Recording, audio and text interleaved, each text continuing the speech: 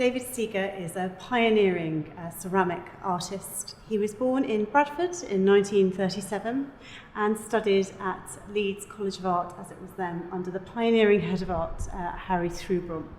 He returned to study in 1964 and worked at the college until 1969, with many of his students going on to become well-known artists in their own right.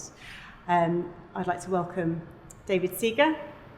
Can you tell us a little bit of the experience of studying in Leeds in the early days? So you've been placed at the college, Leeds College of Art as it was then, in 1955.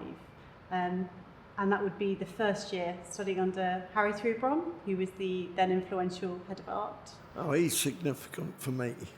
Before I talk about that, my grandmother was a significant one. She was from a cultured family. I think her father was one of 8, so they used to have chamber concerts, and they all played musical instruments. She was a good pianist, but she was also secretary of Bradford Arts Club, amongst other things. And me, being like an ordinary child, was okay with the pencil. My Uncle Ralph, already at nearly baby stage, had me with a pencil doing round and round and round and round, or square and square and square and square. I vividly remember that, and I can't be more than certainly under 3. But anyway, my grandmother also was kind of cultured. She was involved in raising money for things, one of which was funds for the new Bradford Grammar School building, which is the school I went to. My grandfather went to it, my dad went to it, and his brother. And I had teachers there who remembered them, which was weird. So was it very different, what you'd done before, to studying at Leeds College of Art? Was the experience under Harry Throughbron quite different, the sort of way that you were taught? My dad took me with my little folder of pencil drawings, which is more or less all we achieved. I did do some very good post paints. We had the Austral range of Reeves post paints, and the quality of colours were fabulous. We did it on little pieces of coloured paper. I've actually lost my pictures. They're there somewhere buried, but I'd like to have had them here for that. But after the first term, the head of painting, who was this giant of a man called Francis Helps, retired. Harry Throughbron took his place, and he came to Leeds with no friends apart from Eddie O'Donnell, the model, famous for traditional jazz. He only died a couple of years ago, and he hadn't changed shape. And he was the model, and I've done hundreds of models of him and drawings of him. But as I say, Harry Throughbron came and picked about maybe half a dozen of us, and then it was augmented a year later when other new students came in. But I was one of the very first, if you like, guinea pigs. I was the odd one because most of them were painters. 2 were carvers. In those days we had to do the intermediate exam, which was a craft. And then things like composition and lettering and all the bits and pieces that the academics were armed with. You left college with this armament of all these different skills, and then eventually specialised in one or other, and went to become a teacher, most of them. There was a teacher training course at the end of it, which was our destiny, and until Harry came along. We were invited to the first summer school, which was held at Scarborough Training College, and people like Terry Frost were there, Victor Passmore and his wife, Terry Frost particularly, throughout, and a real helper for the teaching of colour and modern art, if you like. Tom Hudson was there. We'd never met him, and he became one of the staff members later as part of Harry's team. And he was into engineering and using modern materials and so on. But that summer school was the beginning.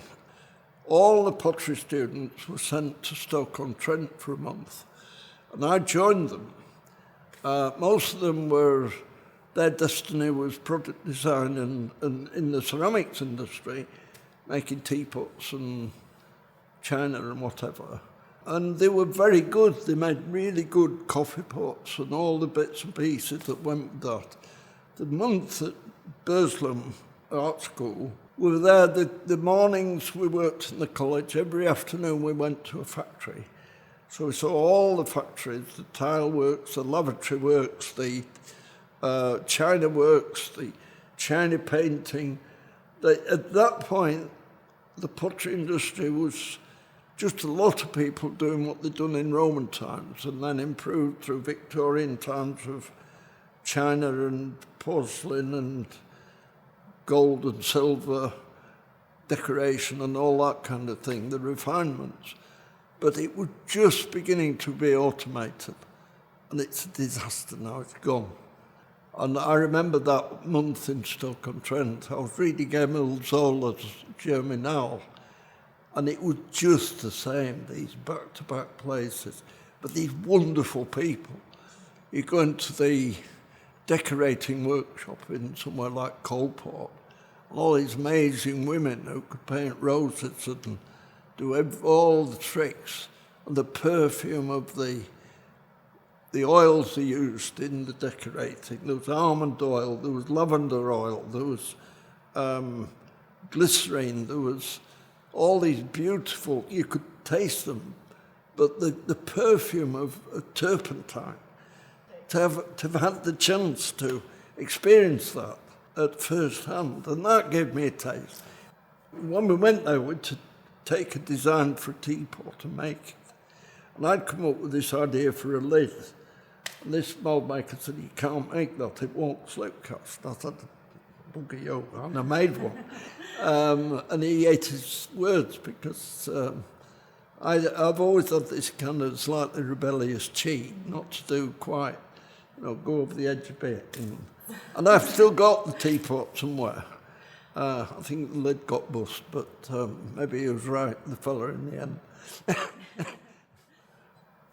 The other thing that happened before and after Harry Thuban left, he brought specialists in from every world of knowledge. He had Alistair McIntyre, the philosopher, who was professor for philosophy at the university. Jerry Rabbits, professor of mathematics. He introduced topology, which is where the Möbius strip came from. Mirror images, using mathematics to expand the imagination theoretically, but applying it to the real world material things. So you invert a tile, mirror images, rotation, inside out, all that came from, the first words for it came from Jerry Rabbits. By writing words, the word concave and convex, but it's written as if you can see through to the word actually written on, as if it's transparent. But I've even broken all those rules because they're not logical. If you think you've got the rule, it doesn't work. This is probably the end of the line of the experiments that started with this as a solid shape. It's a Möbius strip, which means that it's a circle that's been cut and twisted, so there's only one edge. So this edge goes round, comes back on itself. So I've made it that bit thicker, and as you see, it changes shape. And it's kind of two-dimensional at the top and three-dimensional here. But I played games with it so that this strip appears to go through, connecting up. So the inside becomes part of the game. So it's really where pottery becomes sculpture. One of the original reasons for making teapots was that modern art is accessible as a teapot. Ordinary people come to modern art and they're baffled. They don't get abstract art. So this is a very simple kind of abstract game with shapes and forms, but the fact it's a teapot, any ordinary person is really attracted to look. It became a teapot by putting a handle on one side and a spout on the other, and there are pictures that you'll see later. You returned to Leeds in 1964 to teach, is that right? Were you living in Leeds all of that time? We had a little house up in Headingley near Brown's Fish and Chip Shop. It's still there. That Harry Thuban lived in when he first came, and that was 15 shillings a week, 5 rooms. We called it Rolling Mews. It was Rolling Place. But I lived in there for nearly 6 years. So I did 2 years intermediate, 3 years this NDD, and then I got a postgraduate year. I never even got a piece of paper to say I'd done that. But I was working for Hubert Dorwood, being his mould maker, and I earned more money than he did because he would pay me a few pounds a week that kept me, and I was then part-time teaching. So I did 3 years part-time before I was appointed lecturer. So you were, was it 1964 you were... I was appointed lecturer in 64. Yeah. So I'd been, 2 years I was teaching part-time. But even before that, when I was doing this postgraduate year, Alf Park brought me in to teach a Saturday morning class. And famous people came to that. Marilyn Gaunt, who became a very well-known filmmaker. She was one of my babies in that class. And the other one was, now what's his name, Bob Peck, who was a friend of my ex-wife in Headingley Amateur Dramatics. And Bob was a lovely guy. So in the 1960s, when you returned to teach, it was a really influential period of time in Leeds, in the art world. You've already mentioned the Gregory Fellows, and I believe you also saw Yoko Ono's piece at the college in the Vernon Street studio. Yoko Ono and the Tony Cox, who was her dead husband. Yes, we're jumping a little bit forward, but that was when we were starting teaching, and Patrick Hughes had come in. Robin Page had come in from Canada, and he was part of Fluxus with Yoko Ono. It was long before Nuttall and Jeff Nuttall came in, and John Fox and Roland Miller. They all came in later when we moved into the Polytechnic. So I had a whole squadron of performers and installation people who were fabulous. But really early on, we had Cornelius Cardio doing music. Anton Ehrensweig was, he did a thing with Indian dancing where we were doing drawings of these Indian dancers. We put on a project where we got all these enormous posters of figures, and there was a big hind soup with a girl's face and a big spoon and a plate of soup, and the model sitting in front of it, so a tiny model. And people were doing these amazing drawings. And Harry Thuban was bringing in this moving figure, and Raymond Duchamp's nudes descending a staircase, but miles beyond that, of how to look. All of it was about, getting your own imagination of how you make a version of what you see that is not just a static, frozen perspective image. It's the real thing. It's Paul Klee, it's Schwitters, it's moving right out towards new vision. I was one of the makers, so I was helping other people most of the time. The vision was theirs, and I was the gopher, which is totally respectable. And we introduced our innovations anyway. You know, I mean, for example, Carol McNichol, who's become very well-known ceramist.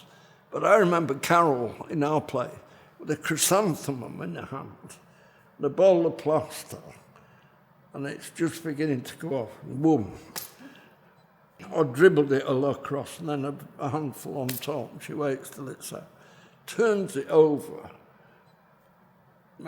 trims the edge, another handful on top, so that the two come about, and then she pours slip in, and it comes apart, and half of it tears off.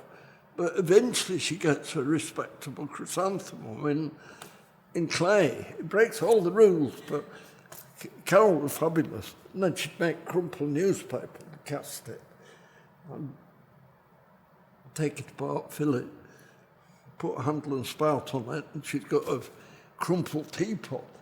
She made some clocks with like a crumpled handkerchief that had all the bits of decoration on it, and a little hole in it that you could see this clock that you could wind up at the bottom.